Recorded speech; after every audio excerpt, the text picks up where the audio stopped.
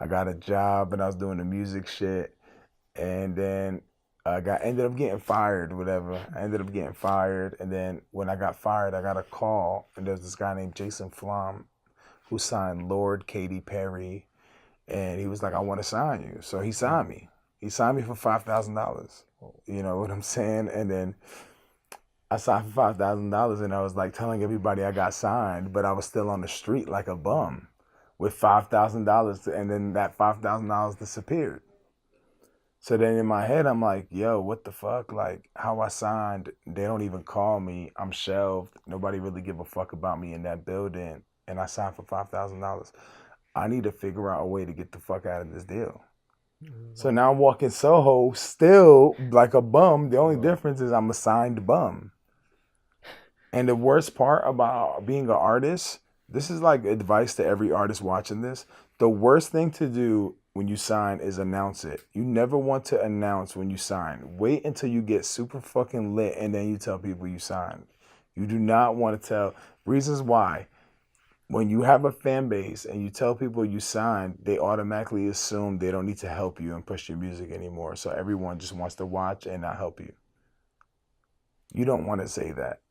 Another reason why, if you said the labels you sign to are jerk-offs, scumbags who don't want to do their job, what's going to happen to you is you're going to be signed and then you're going to be still regular, and there's nothing worse than being famous and broke. You can't go anywhere and you're fucking broke, so you can't hide. So picture me announcing I'm signed, still being in Soho Street, still broke as fucking dishes, trying to find a way to make it move. That's what happened with me. So I had to figure out a way to get the fuck out of that deal. And it wasn't working out. So then next thing you know, my ex, whatever girl that I was fucking with at the time, invited me to a club. I went to a club and there's some kid singing to me and I was like, whatever. And then I went back in my car and he was like, yo, I'm a fan. Like, yo, for real, check me out. I'm on TV and stuff. I said, all right, cool. And then somehow, some way, I took that kid and sent it to the guy that signed me and was like, you should sign this. This is pop, not me. You should sign this and drop me. So he signed that kid and dropped me. As soon as I got dropped, I flew out to LA and I worked on Mad Music. I ended up on DJ Snake's album. DJ Snake called me. This is like a turning point. Yeah. So radio part was a turning point, and now this Snake shit is a turning point because DJ Snake was a big, big DJ. Yeah.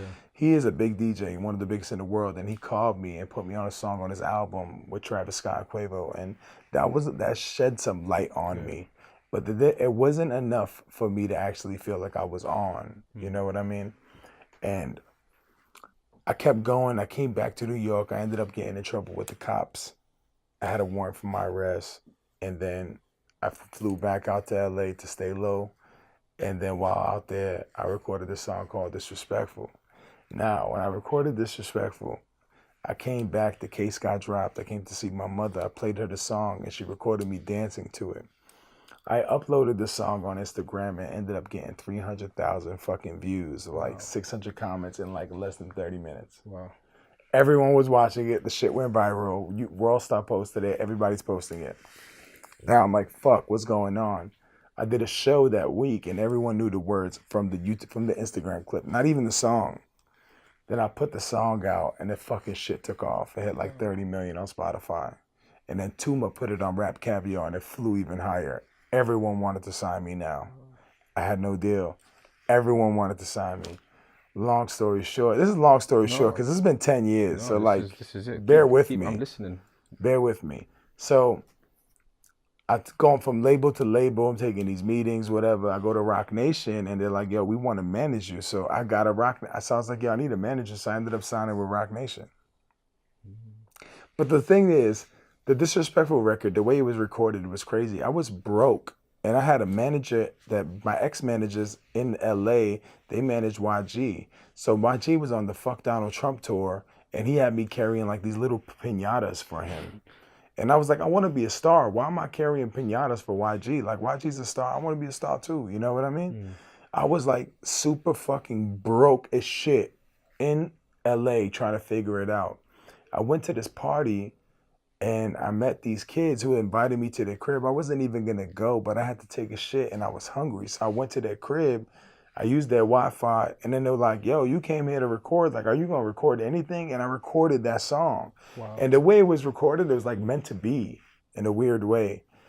And then when I dropped that song and I showed it to my mom and the shit went viral on Instagram, I did the show and every kid knew word for word the whole shit.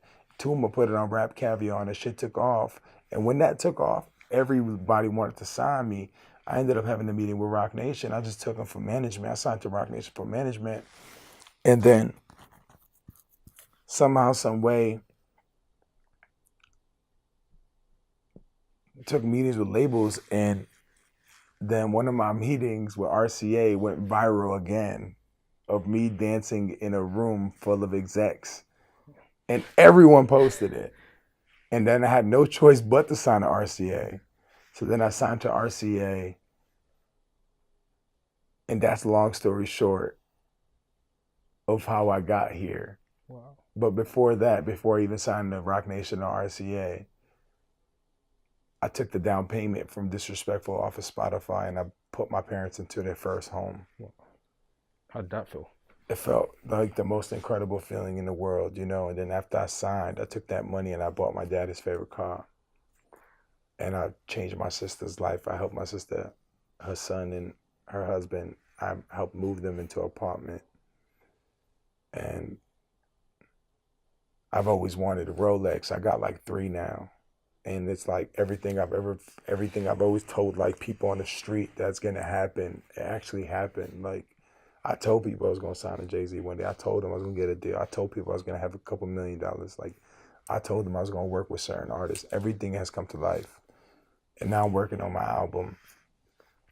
But the come up was so fucking hard for me. Nobody co-signed me. Nobody was trying to help me like that, no, except for like DJ Snake or somebody like that, you know what I'm saying? And now I got this record, Creep on Me, out, and French Montana's on it, and it's doing numbers. The shit just hit 10 million in 2 weeks. And it's like, I don't take it for granted, you know what I'm saying? Like, bro, there was nights where, like people say people say things like, yeah, man, I was broke, boom, boom, boom, like I struggled. And that's cool, like I understand that because that happened with me in the States as well. But bro, I was homeless in different countries with my entire family. You know what I'm saying? Like, what do you know about having your whole family in a trunk trying to escape through a border? Like, you have no idea what that's like. You have no idea what it's like to watch your mother feel embarrassed because she has to rob jackets for you to go to school with a coat. Like, you have no idea, like, what it's like to wake up every single day and not even know if you're going to be alive because you know going to another country and you're getting locked up, they're going to separate you and your family. You might even get murdered. That's a struggle itself of me coming to America. Then when I came here, it was just another story. It was another chapter of me being homeless and trying to figure it out. Watching my father, me pointing at like Nikes and stuff like that. Watching my father bust his ass with 6 jobs of doing garbage, cleaning, trash, ruining his entire life to get me a pair of fucking Jordans or some shit like that I could never get. I tasted soda for the first time when I went to Germany. I ain't know what candy was or nothing. I saw snow for the first time in Austria. So it's like, the life itself before America was a movie itself. And then when I came here, it was just even more crazy as I got older. And I realized once I met some rich kids what life was. Because I would look at their life, it was different. Like they'd have dinner with the entire family around the table. I never had that experience before. I wanted that for my children. I see kids like dressing their kids, having more than one pair of sneakers at their crib. And like I'd see them having fridges with ice machines and see them doing barbecues, having swimming pools. And I never thought that that would really exist because I only saw it on TV like Home Alone and shit like that. You know what I mean?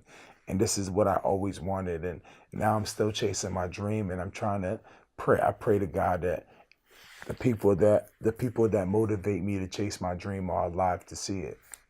That's the only worry I have because I'm chasing it. And every day I'm getting closer and closer to my dreams every single time. Like every time that I wake up, I feel like the come up now, it's becoming real. At first it's like, oh, it's not real. And then out of nowhere, you're working with Travis. You're working with you're signed to Jay-Z, the wealthiest rapper of all time, and the most successful, who has classics, and I'm shaking his hand and he knows me and I know him, and you know what I'm saying, your idols become your friends, and you're looking at the room around you and you're like, wow, this could be me, and it's becoming me. You know, and that's the come up, man. It's been 10 years and I still have like 10 more years to go to get to where I want to get to. I fell from the sky and she cried because she saw a baby fall from the sky, and then she caught me, and then she woke up. She said she saw me before I was born. So every time she says something, like she said she saw this guy, I said, who is the guy? And then she showed me a picture.